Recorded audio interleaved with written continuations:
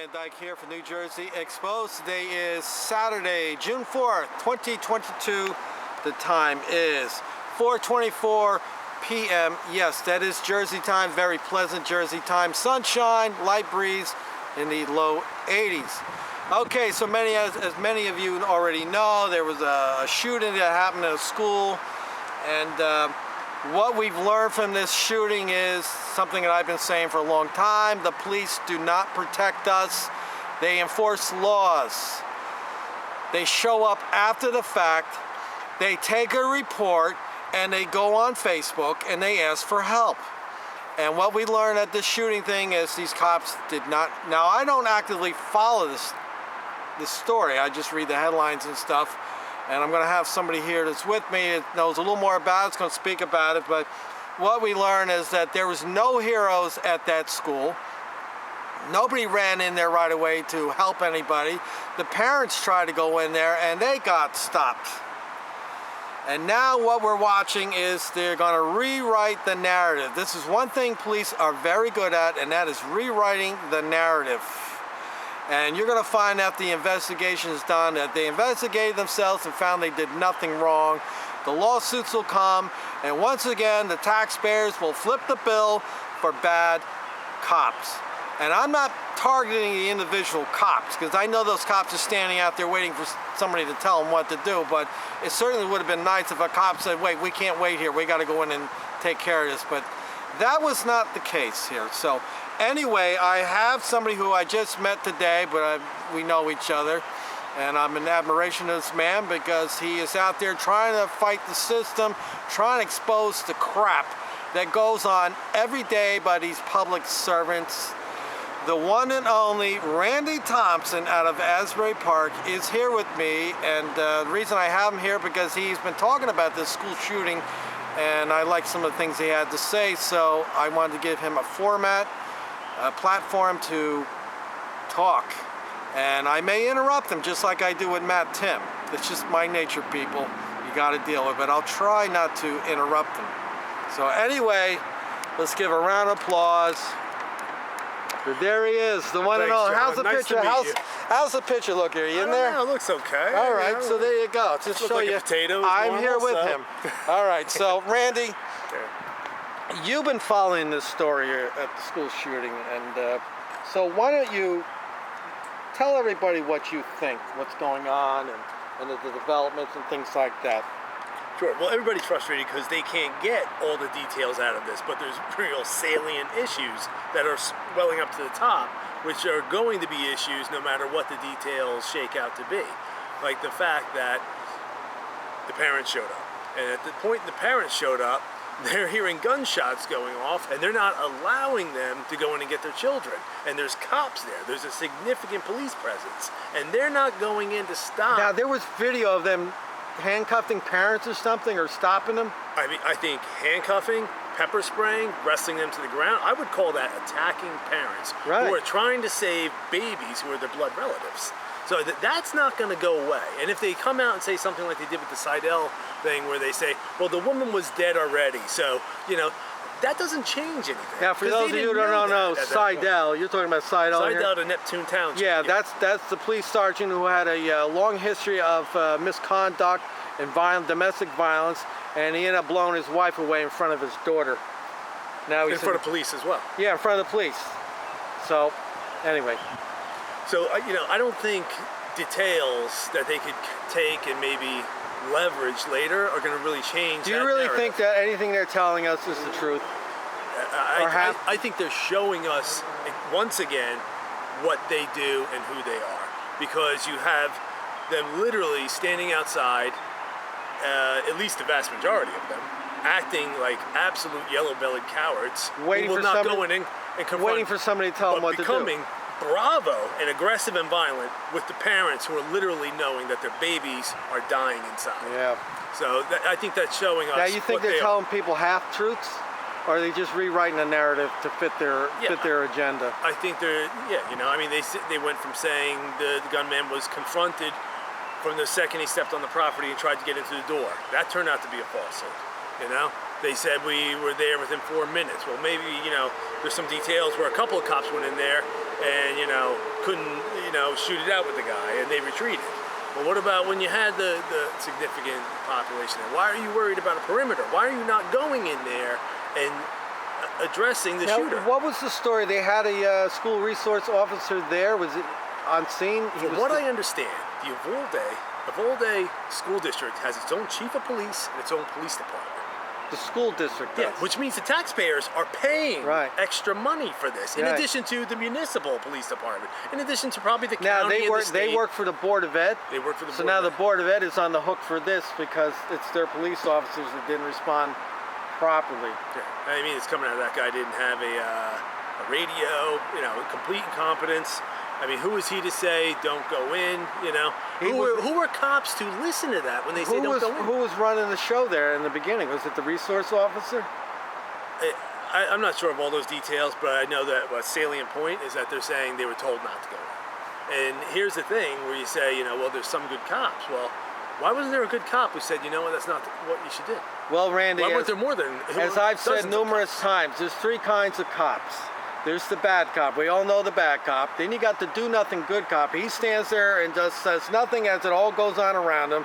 And then you got the good cop, number 3, who does something, but the good cop is unemployed. And they're never enough to balance out the reality of what police are, which is Now, didn't literally, the like you police said, chief or enforce the something law. step down? Or I saw a headline about a chief step down or something happened. I'm not aware of that. Okay. But, I know that the police chief was on CNN. They're questioning him, saying that they're hearing that he's not cooperating with the investigation. And his response to that was, we're literally burying children this week. We're not going to make any statements this week. So this is something I think takes a hardened criminal mind to literally use massacred children as what you're going to hide behind because you did something wrong. Right. I mean, well, to I'm me, sure that takes a hardened criminal mind. They're probably pouring through all the body cams, dash cams, security cameras to see which footage they're going to have to mysteriously lose. They're going to probably have to go back through all the reports and rewrite the reports to fit the narrative because we all know how they operate. They will paint a rosy picture as to who they are and what happened, and we fear for our lives and all that. And but what I take out of all that, and again, I didn't read all the story. I see the headlines. I'm busy with. I don't have enough time in my day, folks, to do all the things that need to be done. It's just it takes a lot of time, as you know. Sure. And it just looked to me like the cops did not do any protecting. As you said, they stood around waiting with a thumb up their ass, waiting for somebody to tell them what to do, rather than reacting and going in there right away and, get their SWAT team over there or whatever it is they got to do and go in there. And that doesn't seem to be the case. And I when I saw that happen, I go, oh, I can't wait to see how they're going to rewrite this narrative. And it's going to be a different story every day they put out. And whatever story sticks, that works, gets traction, that's in their favor, is what they're going to run off with. Yeah. They let this happen. They attacked the parents, right? As if they were tough guys with them. Then they came out and lied to the whole damn country about what happened. You're absolutely right. Right. So, and I'm sick over it. And like, people tell me, oh, they're protecting us. They're not protecting anything. And we can't, they'll say, the bootlickers will say to me, well, you better not call 911. Who are you going to call when you need somebody? I says, no, I am going to call them. First of all, I pay them to respond to enforce the law. I says, I don't want to call them, but if I take a baseball bat and bash some intruder's head and skull in for breaking in my house, I'm going to jail. So I think the parents possibly would have been better off if the cops weren't there. Because one of the father's quotes was, we need to rush this guy and try to save our kids because the cops are not doing it. And you know what the cops did? The cops prevented them from doing it. I think so if the cops weren't there, they might have gone in there. If they had gone in, they would have taken his focus off the kids and onto them. But could have been a catastrophe, but it was definitively a catastrophe because of what the cops did. It's very sad what has happened. So now, getting on to, as I've said before, and it upsets bootlickers when I say this, I go, all the police, they do not protect you. They show up after the fact. They take a report, and they come on Facebook, and they ask for the public's help. And this is a good example. So now the response to this school shooting, and I said it to whether I said it publicly or to myself, I says, I know what the response is going to be. We need more police. This is they don't know what else to do. Yeah. And the lily whites, the they're bootlickers, exploiting the massacre in order to reinforce the police state.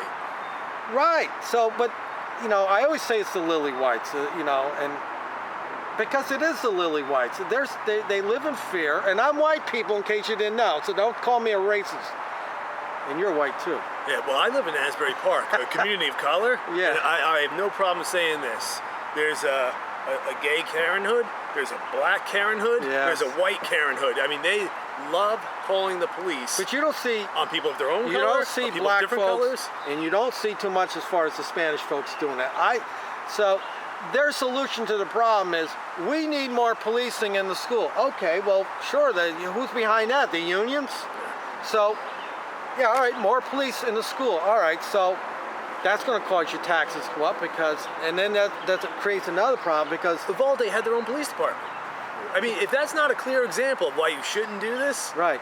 Well, I'm watching the Facebook pages of the police departments, and they're all talking about, we're addressing this, we're going to do this, we're going to put police officers in the school. And as I have dealt with school security, I'm not going to say what towns, but I've dealt with them on a one-to-one basis. I provided their communication stuff for them, and they all say the same thing to me. They go, John, what is my little Glock going to do against an assault rifle? It's not going to do anything. A Glock in the hands of a coward is going to do nothing. Okay? But if you guys remember this. Just today, they're talking about the Marjorie Stoneman school shooting. Remember that? 2 cops there. One showed up, hid behind a wall, put his body armor on, right? Yeah. And then drove away in his car. Another one did the same thing. They got fired. They just got their jobs back today. Columbine, remember? They didn't go in right away there. That was 1999, 23 years ago. So cowardice by cops is never going to help. So yeah, some of those parents at Uvalde, they were asking, give me a vest and give me a gun. I'll go in and get my So what are you kid. saying, Randy, that they don't risk their lives for us? Yeah, I'm saying They exactly risk that. our lives, and I've been saying this for a while You've been saying now. that for a long time. I've been saying that they're out there risking our lives. People think I'm being funny or whatever. Yeah, I am, because that's my personality, but there's a lot of truth to what I say. So getting back to the thing with the schools that they want to put police officers in there. Well, I've been to school. I went to school not too long ago, and I saw little 2nd grader, 3rd graders walking down a hallway, and I was thinking to myself, well, how do I feel about, because I don't want the police in the school, because it only ends up them arresting somebody and taking them off. But I look and I go, I don't have a problem if they got a cop, which most of the schools just have a cop that works the front door, he watches the cameras. But if they're going to do, and I know one of the high schools does it, where the cops are patrolling the hallway, and if somebody steals somebody's phone, now they're going to get arrested and taken off to jail. So that I got a problem with that. Now I've talked to my connection over in another town, Tinton Falls, and we had a conversation about resource officers.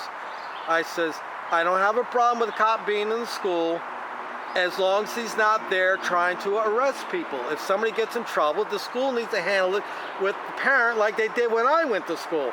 Not just calling the cops, hey, he stole the guy's, cell phone over there. Oh, let's arrest him now. No, I don't want that there. I want them there at the front door to buzz people in and out. Putting cops on the school is not going to stop anything. And to get to the next thing, which I told Randy about this, I never really publicly talked about it, but a couple years back, I had the FBI after me. And one of the reasons, the one reason this particular FBI guy was after me, because I posted something on Facebook page. Hunter and County Prosecutor's Office, I believe, put a thing on it about how they're keeping the schools safe. And I said, how are you going to stop a person with a truckload of bombs driving it up to the school bus that just pulled in front of the school with a busload of kids? How are you going to stop that?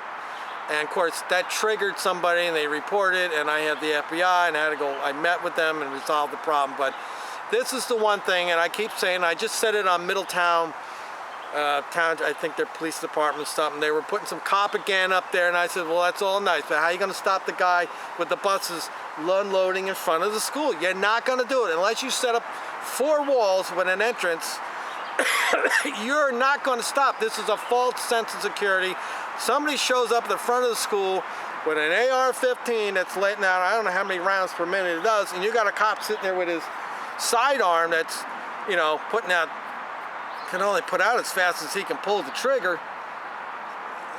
It's a false sense of security, people. That's really what it comes down to it. And so anyway, Randy, back to you, because it's all about you today, not me. Oh, I don't know. Just a conversation. There's 800 videos of me. So go ahead. What do you think about that? Where I said, you know, they're putting these cops in there. It's a dog and pony show to make the lily white, the fearful lily whites. And I've always said that lily whites are fearful. They live life in fear. I grew up in this environment. I know how they behave. And they're going to put these cops there, and it's a false sense of security. I remember one time Middletown police put, they had cops out of the Middletown train station with assault rifles. And I looked at it and I said to myself, well, if I was going to do something to the train, I'd just wait till he leaves. Yeah. I see a cop out, I'm not going to do it there. I mean, it's a dog and pony show. So what do you say about that, them putting cops in the schools, and what do you think? I don't like it. I think there's enough examples where you see cops not protecting anyone, and like you said, you know, just enforcing a perimeter, or you know, setting up their own domain while someone gets murdered. And while this wasn't a school shooting, just to circle back to the Seidel shooting, that's right here in Asbury Park. A Neptune cop was having yet another domestic violence incident with his wife. They took his gun away from him and gave it back to him. They were aware of him. Yeah, they knew. I mean, his domestic violence, or his internal affair file was about 700 pages. He ran her off the road, and it happened to be right on the corner where Asbury Park police officer Stephen Love was conducting a traffic stop. So you have a uniformed Asbury Park police officer right there seeing this happen, seeing him run her off the road, get out with a gun, and then start shooting at her. And what does he do? He runs away. And after that, he says, put that gun down, Phil. He doesn't protect her. He doesn't protect. So that's not a school shooting, but the elements are the same. They're there. They see something egregious, the highest wrong happening, someone being murdered, and they cower out. Now, what good are they? I had a conversation with a cop, impromptu. They talked to me privately. When we got in the conversation about the Seidel thing, I said, well, what happened there? Why did he shot his wife in front of with the kid, with the cops there? And he goes, well, they showed up. They were there, and they didn't know what's going on because he was a cop, and they didn't know what's going on. They didn't know what's going on. They know what's going on. First of all, they screwed up. They should have never let that cop have his gun back. He should have never been a cop. And now that poor woman is dead. Those daughters they're orphans for the most part. They'll never be right again. The one daughter that saw her mother get killed, mentally you never recover from that. And how much money did that cost the taxpayers? Well, I don't think it's settled yet, but I think the suit is asking $10 million. And that's the culture of impunity. You know, there's no corrective measures, and they advocate for that. And I often said, there was another outcome where maybe Phil's not a cop, you know what I mean? Or he was busted down or something, but both of them have their lives, both Tamara and Phil, and those kids certainly have their parents. You know, why would you want to advocate for something where one side can commit crimes with impunity until it gets caught and becomes a national issue? There's no justice where one side gets to commit crimes with impunity. I've learned that there's no consequences for the cops. When they screw up, when they cost taxpayers money, there's no personal consequences. And not to get too far off the topic what we were talking about with the school thing, but I give an example. Seagirt Police Department had a police chief over there, and there was an officer there, I believe he was a sergeant. He was a reserve in the Navy, and this police chief over there insinuated that that guy was gay, and he was drawing pictures of male private parts and putting it on his locker and putting it on his license plate and making references to him. And when he made a complaint about it, and another officer came to his aid, both those officers were harassed to the point where they just couldn't work anymore, and they ended up suing the police department. It ended up costing, I believe that went to trial and it was not settled. It turned out to be $1.1 million. So they had to pay back salaries for both those officers, plus punitive damages and legal fees. Well, that police chief just retired not too long ago, and not one penny of that came out of his pocket.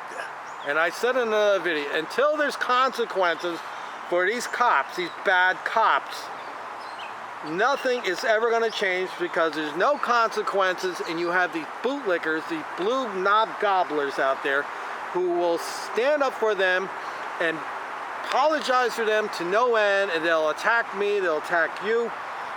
And when you point things out to them, well, you know, there's good things, there's good cops, there's good people and bad people in all professions, but then I say, well, in this profession, they kill people. If you're a doctor and you hurt somebody, you're personally liable for it's going to cost you money. You're going to lose your license. You're not going to be able to get insurance, and you're out of business. The cop doesn't. He blows somebody away. Oh, he feared for his life. The person was fighting, and nothing happens. So until we change the minds of the bootlickers, aka the lily whites, and we hold these cops personally liable, nothing will ever change in this system, and I think the cops all know this. And but anyway, that's time for another video. Randy, you got any thoughts before we wrap this particular video up? You know, everybody's frustrated. I'm frustrated. You know, Help Not Handcuffs is frustrated. Our friends and the community members are frustrated. But I think what happened was the ground underneath the feet of police and the policing institution and its support network, which is the prosecutorial institution, the judicial institution, the legislative institution. That ground shifted, definitively. We're not where we were. We're not where we want to be or need to be, but it shifted. So I think I focus on that when I get frustrated. And I remember that, you know, there's more people out there, you know, making noise about it, addressing it, bringing it up, and not being compliant when they do egregious things wrong.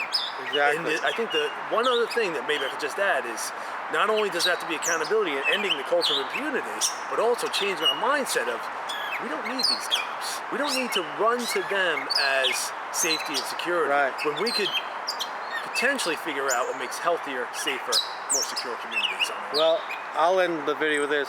I'm going to be 62 years old, June 8th. I've never had a cop jump out of the car and rescue me when I was being in trouble. I always had whenever I had a problem and I needed a cop, there was always a telephone involved. And then they showed up after the fact. I gave them the information, and they said, if you want to get the report, it'll be ready in 48 hours. And off they go. So anyway, let me get on the other side here. Don't worry, I'm not getting funny with you. Excuse me, I'm just going to walk all over you. All right. I'm John Van Dyke for New Jersey Exposed. This guy here is Randy Thompson, doing great work out of Asbury Park. We'll put a link to his Facebook page. You can go over there and support him. And we hope to have more of Randy Thompson on this channel. So anyway, everybody, peace out. We'll see you next time. Thanks for having me on.